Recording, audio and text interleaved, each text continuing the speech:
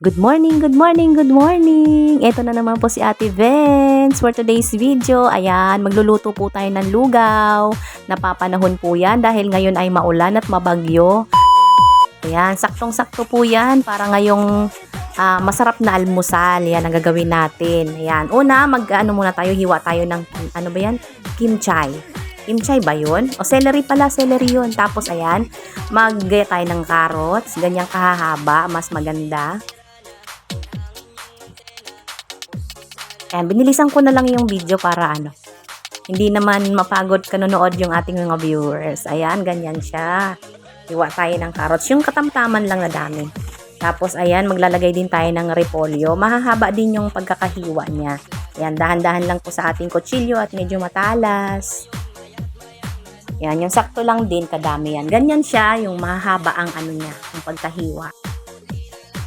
Tapos, ayan, meron tayo nung pitso ng manok. Gayat-gayat na siya na maliliit pero pinaliit ko pa ulit. Ayan, pasensya na po kayo sa boses ko, medyo po paus ako for today's video. Ayan, di ko alam, siguro sa panahon. Medyo namamalat tayo ngayon. Ayan, maghiwa-hiwa lang tayo, yung sakto lang din yung dami. Ayan, tapos hugasan natin yung ating bigas. Ayan, hugasan muna natin siya guys, bago natin yan ilalagay doon sa ating igigisa. Tapos yan, maglagay din tayo ng bawang para pampabango. Mahaba din siya. Ayan, ganyan.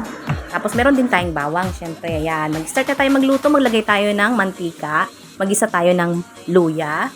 Unahin natin yung luya. Palabasin natin yung kanyang aroma. And then, isunod na natin yung ating bawang. Ayan, pag nalabas na yung mga aromatic niya, yan lahat, natin, halo-halo. Ilalagay na natin yung ating chicken. Ayan. Para mas masarap ang ating almusal. Ganyan na lang ang gawin nyo guys. Masarap talaga siya. Paparami kayo ng kain. Lalo na ngayon, masarap maghigop-higop ng medyo may sabaw, diba? Kasi malamig. Medyo malamig na, mahangin, mabagyo, maulan. Ayan. Tapos, isunod na natin yung ating carrots. Ayan, halu-haluin lang din natin.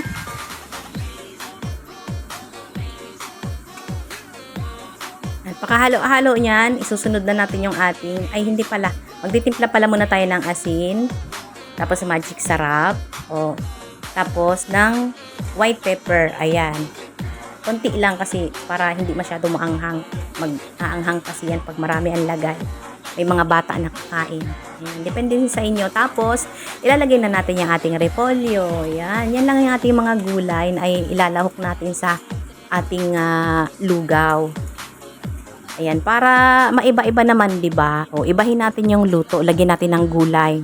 Tapos habang ginigisa ko 'yan, habang niluluto ko 'yan, nagpapakulo na tayo nung itlog na naglalaga na tayo ng itlog ba. Ayan, tapos ilalagay na natin yung ating bigas. Lagyan na natin ng tubig. Eksaktuhin na lang natin kung gaano kadami yung bigas, tapos yung tubig. Ayan, tansya-tansya lang ba? Ayan, pagkakulang pa yung tubig, so dagdagan na lang. Tapos magdadagdag pa ako dyan ng pampalasa kasi medyo nagtabang-tabang na yan kasi dinamihan natin yung tubig, diba? Ayan, nagdagdag tayo ng asin, tsaka ng magic sarap. Tapos maglalagay din tayo ng konting patis. Yan. Para masarap ang ating lugaw. Ayan, magluto na po tayo mga ati, mga mi. Masarap po yan. So takpan muna natin, hayaan natin na kumulo. Ayan, kulong-kulo na siya. Wow, ganda, diba? Colorful ang ating lugaw. Instead of magigisahan lang natin ng bawang, 'di ba? Gigisahan ng bawang. Tapos, ayan yung lugaw, ganun lang. Lagyan natin ng gulay para mas masarap, saka mas malasa. Tapos kung wala namang manok, okay lang kahit gulay na lang. Basta lagyan nyo lang ng patis. Okay guys, luto na siya. Ayan, nailagay ko na rin yung yung celery. Hindi ko lang naipakita kanina. Okay na siya. Yan. Maglugaw na lang tayo sa maulang panahon, sa mabagyong araw for today's video. Yan. Kain na po kayo. Lugaw na lang po tayo.